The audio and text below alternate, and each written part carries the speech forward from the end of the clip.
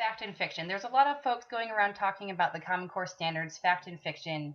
They're charging that the other side is full of myths and then fact checking everyone just like they do in the media. So what I want to do to illustrate for you is the giant impact that Common Core is having on public and private schools. And we'll talk about the private school connection in a little bit. So as I mentioned, there's 45 and a half states that are Common Core states right now. And they enroll 87% of U.S. public school children. The vast majority of U.S. children are in states that have adopted Common Core. That's 42.9 million children.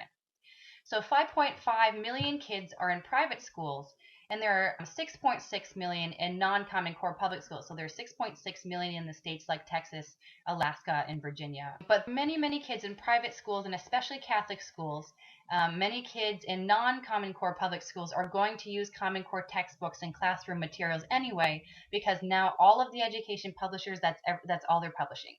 So there's very little choice for folks who want to actually opt out, even if their state hasn't adopted Common Core. And the reasons for that is because the U.S. education textbook, education videos, education worksheets, that market is almost a monopoly. The big player in that is the education publishing group called Pearson. So Common Core impacts basically everything about education and what kids are going to learn in those subjects, except the buildings, except the buses, except the lunch. So anything in the classroom, Common Core touches it. So it changes the technology that kids are going to use. We'll talk about that in a little bit. It changes the textbooks and the classroom materials that kids are going to use.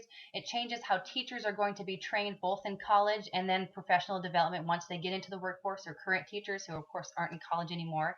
That has to be completely all done. It changes teacher evaluations. So now teachers have to be evaluated on how well they present. They do it the Common Core way. They say what the Common Core tells them to say in their classrooms. And there are a number of states, I think between a third and a half of states actually tie teacher promotion, teacher pay, teacher hiring and firing to those teacher evaluations. So the tests. So if the children in the classroom aren't doing particularly well in a state where teachers are it matters to their job how their kids perform on the tests, then Common Core and completely actually changes who gets hired and who gets fired, or whether they get promoted or rewarded, and so on and so forth. So of course a big way that Common Core impacts education is through these tests. Because tests often determine school funding, school bonuses, or if schools get funding taken away from them. They determine whether a state will take over a school in many instances. And like I mentioned, in some states, they determine hiring and firing for teachers. So this is extremely, this is a big deal. It is a massive change in education.